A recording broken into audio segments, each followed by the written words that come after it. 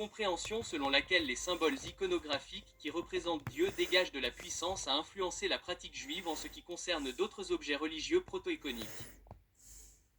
L'exemple le plus évident en était la pratique des Juifs et des Samaritains consistant à placer des musas devant leur maison. Les plus anciennes musas sont conservées à Qumran et datent d'environ un siècle avant l'époque du Christ. Ces objets sacrés étaient et sont toujours placés sur les montants des portes. Ils contenaient un verset des Écritures, souvent le Shima, et étaient vénérés par un baiser. Cette fonction participative crée un lien entre les pieux et Dieu par le biais d'un type, les paroles des Écritures représentant Dieu lui-même. Le but pratique de cette fonction était d'offrir une protection à ceux qui vénèrent ces objets. En d'autres termes, elles étaient analogues aux amulettes, mais au lieu d'être involontairement puissantes en raison de la magie, elles l'étaient par la foi de leur utilisateur, car elles étaient des types du prototype divin.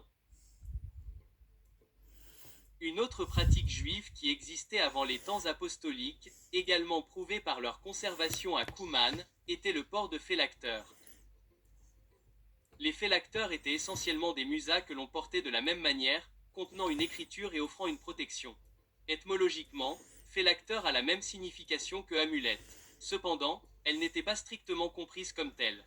Selon saint Justin Martyr, un chrétien du IIe siècle, il a dit à son interlocuteur juif: « Il vous a ordonné de porter un phylactère, certains caractères, que nous considérons en effet comme sacrés, étant gravés sur un parchemin très fin, et par ces moyens vous incitant à conserver un souvenir constant de Dieu. » Comme on peut le voir, un phylactère est sacré, mais aussi nécessairement lié à la réponse fidèle de son porteur.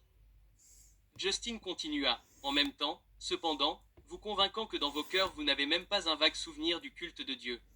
Pourtant, même ainsi, vous n'avez pas été dissuadé de l'idolâtrie. Comme on peut le voir, le pouvoir d'un phylactie est enraciné dans le fait qu'il invoque le souvenir de Dieu dans son usure. Mais les Juifs, selon la critique de Justin, n'ont pas réussi à exploiter le pouvoir du phylactie. Cette croyance juive dans les symboles et les mots connotant le pouvoir divin s'est transformée en une hyperscrupulosité entourant le nom de Dieu au milieu du 5e siècle après Jésus-Christ. On croyait que prononcer le nom de Jéhovah manifestait involontairement un pouvoir, tout comme la pratique consistant simplement à écrire son nom. Toute manifestation orale ou physique d'un type de Dieu, ici son nom, était nécessairement liée au prototype. Pour cette raison, au lieu d'essayer de guérir au nom de Dieu ou d'être béni en le lisant et en l'embrassant, de le faire par peur de commettre un sacrilège, semblable à Uzusa.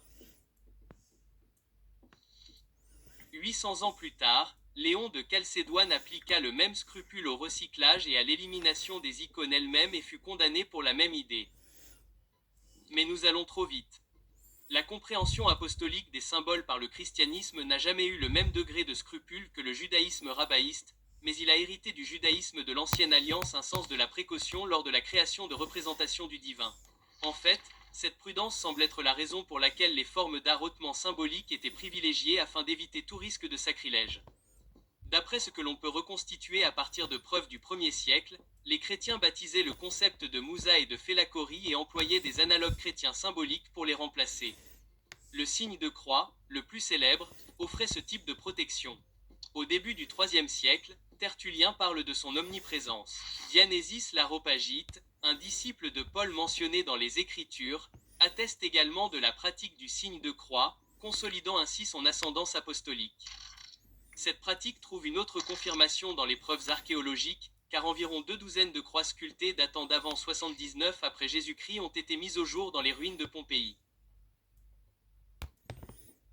La croix elle-même pourrait provenir du judaïsme, car elle est clairement visible sur une rame juive contemporaine.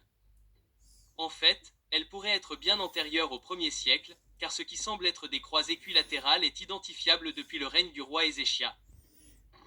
Les anciens judéens ont peut-être emprunté la croix aux anciens assyriens qui utilisaient la croix solaire équilatérale comme symbole royal. Il est néanmoins possible que les judéens aient anticipé la croix avant qu'elle ne soit prétendument empruntée, car elle est anticipée dans les Écritures elles-mêmes par une lecture typologique. Néanmoins, Pompéi conserve une autre forme d'art symbolique paléochrétienne qui contenait une croix et jouait le même rôle qu'une mousa, un kharésat. Les archéologues affirment qu'il est antérieur à un tremblement de terre survenu en 62 après Jésus-Christ. Ce carré, comme la mousa, place une écriture cachée, un autre paire cryptographique, devant un bâtiment comme une maison. Comme les croix, Ces carrés de Saturne ont été trouvés dans tout le monde antique. Le deuxième plus ancien a été trouvé à Dura Europus, en Syrie, dès 165 après Jésus-Christ. Comme on peut le voir, les lettres tenant forment en fait une croix dans le carré.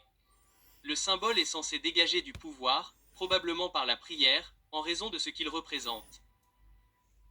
Des études récentes ont émis l'hypothèse que ces carrés pourraient provenir de prières juives qui commençaient également par les mots « Notre Père ». Si tel est le cas, les carrés de Saturne de Pompéi sont peut-être juifs ou appartiennent à des juifs convertis au christianisme. De plus, étant donné qu'Isaïe fait référence à Dieu comme à un père, les prières juives adressées au Père sont également possibles. Qu'elles soient à l'origine juive ou chrétienne, compte tenu de la manière dont les musas sont vénérées et comprises, il est justifiable de déduire archéologiquement que les symboles chrétiens étaient vénérés et compris essentiellement de la même manière.